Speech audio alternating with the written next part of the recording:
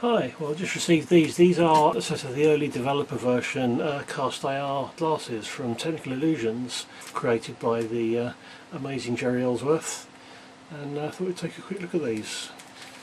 So these are sort of pre-production prototypes, basically intended just to get glasses into the hands of developers to get some software and stuff happening. Although it's moulded plastic. The fit isn't sort of particularly brilliant, but say for a first shot, it's I've seen far worse prototypes than this. And these mount onto what are probably some fairly standard sort of 3D cinema type goggles. So everything's just contained on there, and the glasses just sort of screw onto the bottom. And the cable coming out of here goes down to this little box, which has got the HDMI in for video and USB for the tracking data. There's a few other connectors here. One's a USB marked power. I'm guessing that may be to provide additional power. It could well be that the brightness of the projector may be limited by how much current they can pull off USB, so perhaps there's an option for putting an external power supply to get more brightness out of it. There's an audio socket, and there's a couple of auxiliaries, which are presumably for some sort of gaming accessory of some sort. And for those of you who aren't familiar with this, basically this works in conjunction with this retroreflective surface and this tracking marker. So basically in the front of here we've got two small projectors and two tracking cameras, so it's effectively two completely separate systems in terms of hardware. You've got the projection system, which takes basically a strip of video, splits into two to provide the stereo views from the camera, and then you've got the polarized glasses, so that the each camera only sees one view. And then you've got the tracking system, which monitors the head position, so it can redraw the images based on your head position to produce this augmented reality experience. Now unfortunately the machine I've got this plugged into, it's either pitifully underpowered or it's not got the right graphic stuff set up, so it's only rendering at about 2 frames a second.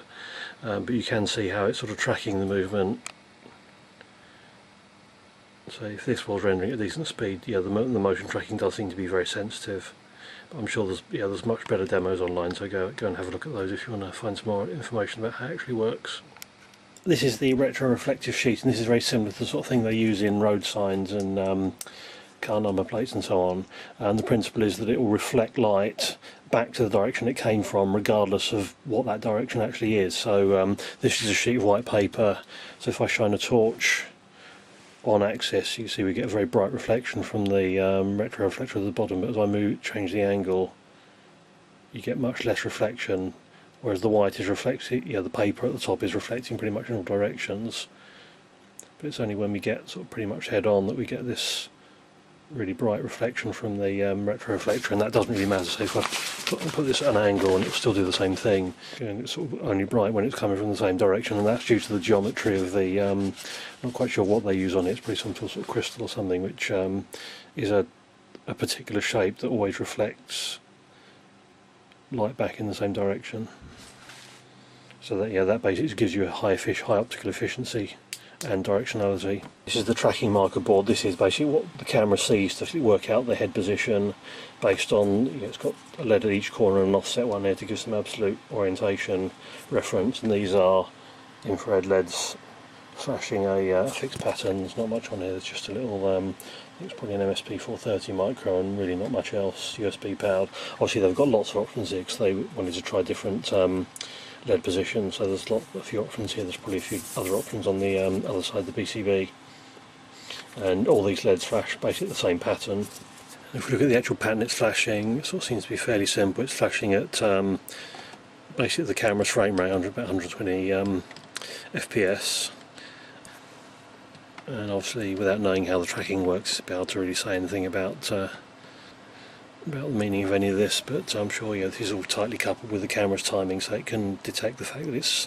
seeing these signals from the camera and not from anything else. So maybe they're doing some sort of frame-to-frame subtraction or something to discriminate to get a clean signal from the tracking markers without getting interfered with. Obviously there'll be infrared filters in front of the cameras as well, but so I'm sure there's some deep meaning to this this pattern. Right, so let's take it inside this little box. So it's a neat little PCB, no obvious sign of any bodges, so it looks like a sort of fairly finished board. On this side there's a chip made by Parade, which is an Hdmi switch. My guess is this is basically mostly being used as a buffer, but also possibly to extract the audio from the HDMI feed. Just a few passives and power supply components. Other than that, there's the connector for the cable. This, I believe this is actually a custom made cable because it's got a variety of things. It's got HDMI, it's got power, and it'll have data for the tracking signals. Not much on the back. That's an Atmel ARM processor, so that'll be taking the tracking data back and providing the USB interface. May well be doing a few other odds and ends of sort of management and control type stuff. That's just an HC series buffer. These little chips near the accessory sockets, no idea what those are. They could be logic, they could even be something like ESD protection or something. I don't know what these are meant to have plugged into them, so anyone's guess what they are. And if we look very closely, we'll find a few little names have been added.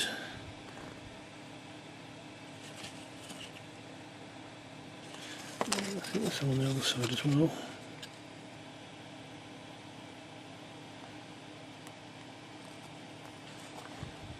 And yes, I did x-ray this board to see if there's anything hidden under the chips, but I couldn't see anything.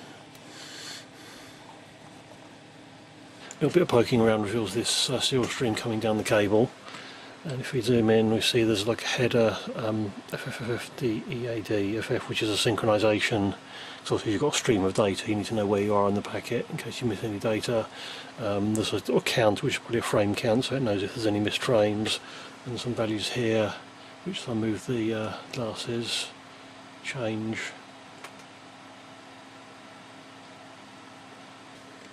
And there is some additional data here. Seems to be moving, that's maybe some more raw data. It seems to be moving a lot more when things get moved. And the overall frame rate of that is 120 frames a second, so we've got fairly high tracking rate of tracking data coming in. Right, taking a look inside the glasses, we've got the two projectors here, the two cameras for the tracking system. There's another little board in there, and then the main PCB down the side.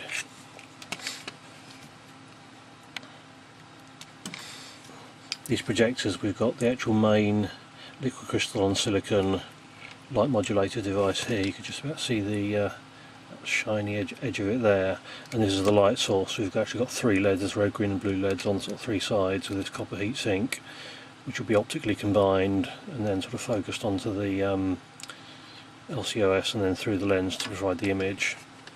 And we've got this board with the two cameras on it. Interestingly, if we just put that forward, we can see that the lenses are sort of fairly extreme fisheye lenses. Obviously you want the widest possible angle to get tracking over the widest sort of distance. These are all connected with these sort of board-to-board type connectors, which I'm not going to unplug because everything's glued together, so it's fairly fragile, being a sort of prototype basically. But it's going to be this type of connector that you see quite often in sort of phones and other very high density electronics. And you see there's a separate flex on the projector for the LED, so you've got the common and RGB into the LEDs. I'd imagine for this application they probably run the LEDs a lot less brightly than they do if it's being used as a projector, because obviously it's going to the short range to a retroreflective surface, so I don't even know if these heat sinks are really necessary. And this little board here, I think there's a chip on the front, although it's in front of the infrared window, as far as I can see I don't think it's actually a light sensitive device. I think it's an accelerometer, which is probably just to help give the motion tracking a bit of extra data.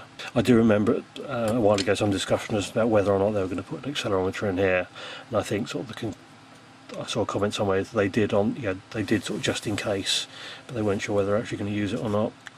So we've basically got three fairly sort of big flexes here, one to the cameras and one to each projector. These will come down in here. Again, I'm not going to take this out because it looks like there's a piece of sort of foam pressing all these connectors. I think there's actually three of those sort of these big connectors underneath this board, plugging into the bottom side. Again, all that and the flex is going to be quite fragile.